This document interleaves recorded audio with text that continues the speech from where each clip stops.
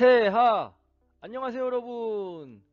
안전영역 세 번째 시간 응급처치와 테이핑을 함께할 정준하, 안정준하, 늘정준은 준하쌤입니다.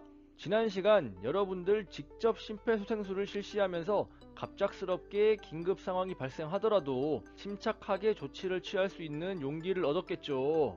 심폐소생술 실습을 열심히 한 여러분들이라면 심정지 환자를 살려낼 수 있는 충분한 능력을 가졌을 것이라 생각합니다.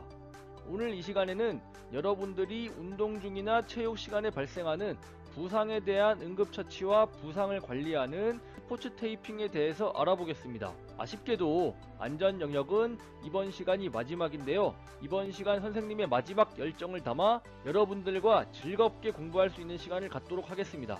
그럼 바로 시작하겠습니다. 가시죠.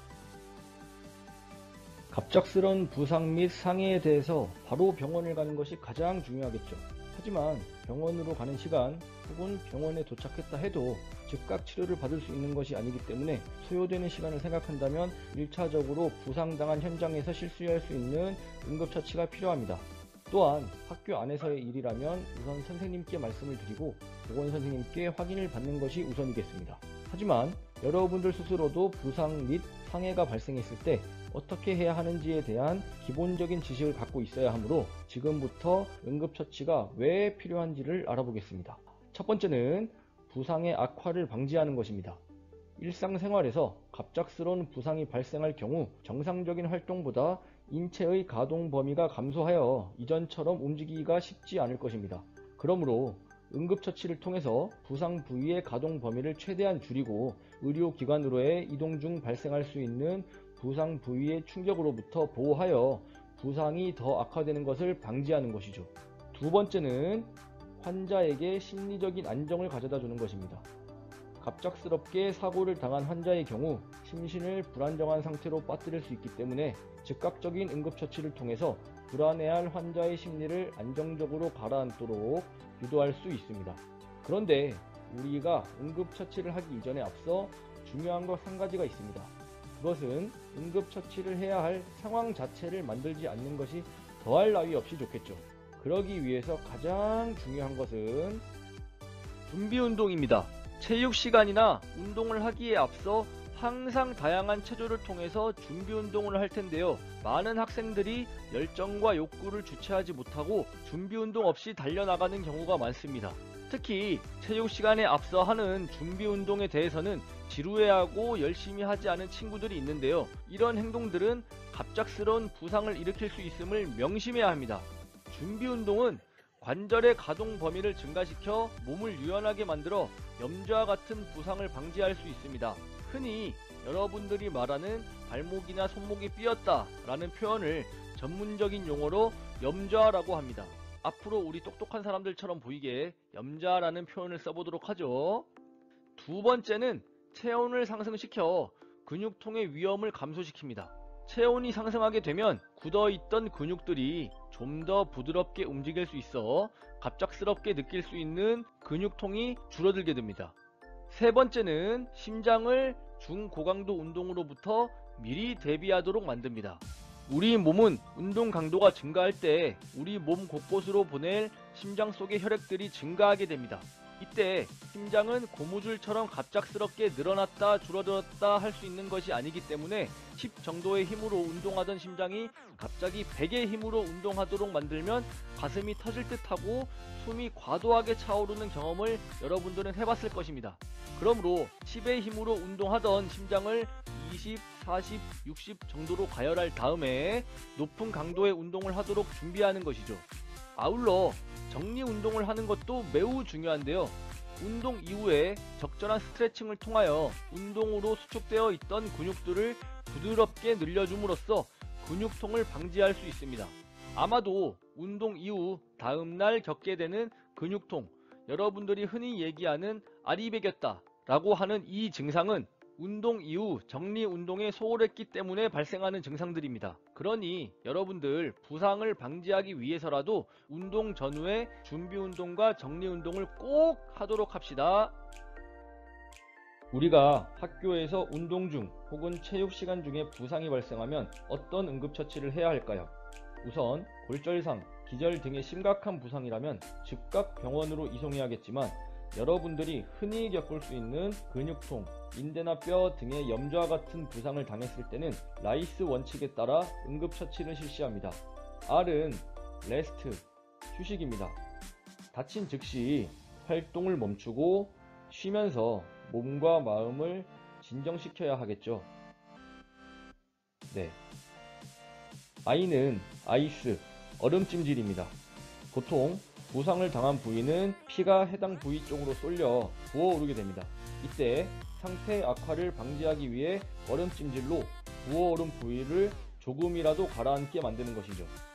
C는 컴프레션, 환부 압박입니다. 붕대 등으로 다친 부위를 압박하면서 상태가 악화되는 것을 방지하는 것이죠. E는 엘리베이션, 환부 거상, 즉 환부를 심장의 위치보다 높이 올리는 것입니다. 이것은 다친 부위로 피가 쏠려 붓거나 덜 나는 것을 방지하는 것이죠. 이 네 가지를 잘 활용한다면 최소한 더 심한 부상으로 이어지는 결과는 방지할 수 있습니다. 다음으로 근육경련, 쥐가 났을 때의 응급처치에 대해서 알아보겠습니다. 여러분들이 흔히 말하는 몸에 피가 통하지 않아서 찌릿찌릿하는 증상은 쥐가 난 것이 아니라 저리다 라는 표현을 쓰는 것이 맞습니다. 쥐가 나는 것은 우리 몸의 근육이 피로해지고 나트륨이 많이 배출되어 쉽게 말하면 근육이 말라 비틀어지는 것으로 극심한 통증을 유발합니다. 이런 증상들은 바로 응급처치를 통해서 증상을 완화시킬 수 있는 방법이 있습니다. 쥐가 나는 현상의 원리만 알면 누구든 쉽게 처치를 통해 통증을 가라앉힐 수 있는데요. 우리 몸의 근육은 대부분 힘을 낼 때 짧아지고 휴식을 할 때 길어집니다. 그런데 이 근육이 지치고 힘을 잃어 자기 스스로 과도하게 짧아지면서 쥐가 나는 것이죠. 아마 학생 여러분들이 쥐가 나는 현상을 많이 겪는 부위는 종아리와 허벅지일 것입니다.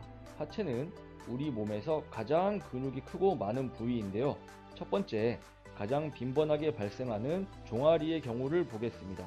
종아리의 경우 근육 경련을 통해 근수축이 되면 영상처럼 발가락이 발레리나의 포인 자세가 됩니다. 그러므로 이것을 풀어주기 위해서는 종아리 근육을 반대로 늘려주면 되겠죠. 그래서 발가락의 방향이 당사자의 몸 쪽으로 오도록 당겨주면 금방 근육 경련에서 벗어날 수 있습니다. 영상을 한번 보겠습니다. 네, 영상처럼 종아리를 늘려주기 위해 발가락을 몸 쪽으로 당겨주고 있죠. 물론 도움을 받지 않고 혼자서도 충분히 할 수 있습니다. 네, 이렇게 고통을 겪고 있는다면 스스로 발가락을 나의 몸쪽 방향으로 당겨주면 되겠습니다. 두 번째는 허벅지 뒷근육의 근육 경련입니다. 흔히 햄스트링, 대퇴이두근이라고 불리는 곳입니다. 허벅지 뒷근육의 근육 경련이 발생하면 사진처럼 엉덩이와 허벅지가 줄어들면서 뒤로 젖혀지는 듯한 현상이 발생할 수 있겠죠. 그러므로 이 부분의 근육 경련을 풀어주기 위해서는 영상처럼 다리를 쭉 펴준 상태에서 상체를 앞으로 숙여 뒷다리의 근육들이 늘어나도록 해주면 되겠습니다. 근육 경련을 처치하는 방법들은 모두가 여러분들이 그토록 싫어하는 스트레칭을 하는 방법들이기 때문에 평소에 그리고 운동 전후에 스트레칭을 열심히 해준다면 근육 경련을 예방할 수 있습니다. 기도폐쇄에 의해서 호흡이 곤란한 상황이 발생할 수 있습니다. 이런 경우는 주로 사탕이나 떡 같은 목을 막을 수 있는 크기의 음식을 무심코 삼켰을 때 발생하는데 두 가지 방법을 사용할 수 있습니다. 첫 번째는 기침을 유도하는 것입니다. 이때는 부분적으로 기도가 폐쇄되었을 때 사용하는 방법으로 아주 조금 숨은 쉴 수 있으나 목구멍에 이물질이 걸려 제대로 된 호흡이 불가능한 상태로 억지로 기침을 해서 토해내도록 하거나 다른 사람의 도움으로 상체를 숙인 채 등을 쳐서 뱉어내도록 합니다. 영상을 보도록 하겠습니다. 기침하세요. 기침. 네, 기도 폐쇄에 의한 처치 두 번째는 하임리히법이라고 하는 복부 밀어내기법을 사용하는 것입니다. 이것은 기도가 완전히 막혀 말이나 호흡이 불가능한 상태로 그림을 보시면 첫 번째 그림처럼 당사자의 명치 아래에 주먹을 대고 두 번째 그림처럼 양손으로 움켜잡은 이후에 당사자의 상체를 위로 끌어올려 토해내도록 하는 것입니다. 쉬운 이해를 위해 영상을 보도록 하겠습니다.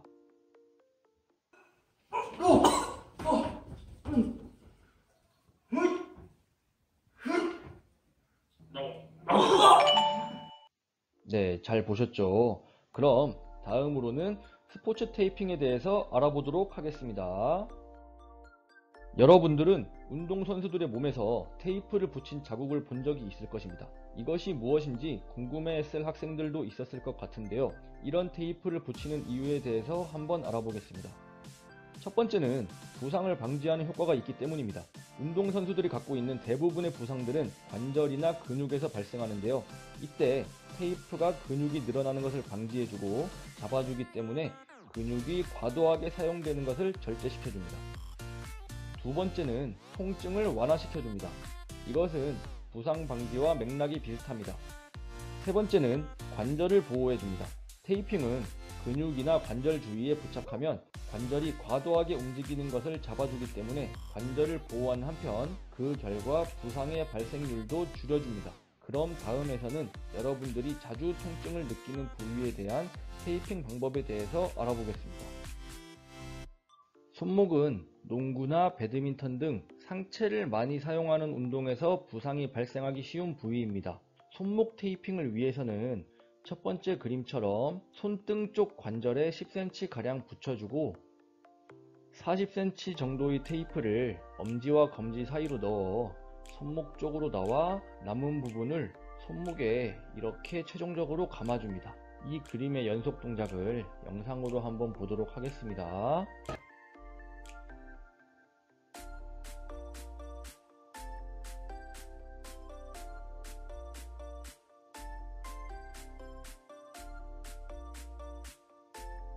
네, 마지막으로 마감을 정확하게 해줘야 잘 떨어지지가 않겠죠. 네, 이렇게 해서 완성이 되었습니다. 다음, 발목은 주로 대부분의 운동에서 손상이 되기 쉬운 부위입니다. 급격한 방향 전환이나 순간적인 충격 등에 의해서 손상이 되기 쉽습니다. 가장 먼저 20cm의 테이프로 발바닥과 종아리를 연결하는 테이프를 붙여주고, 두 번째로 10cm 정도의 테이프로 아킬레스건과 발등을 감싸주는 테이프를 붙입니다.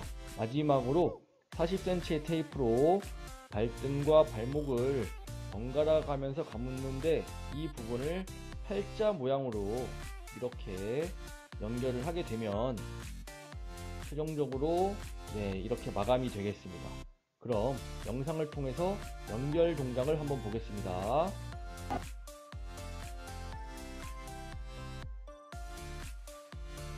자, 발바닥을 이렇게 이었고요. 발등을 연결했습니다. 그리고 발등과 발목을 팔자로 계속해서 연결해서 감아주면서 최종적으로 마감을 이렇게 해주면 되겠습니다. 네, 무릎에 대해서 알아보겠습니다.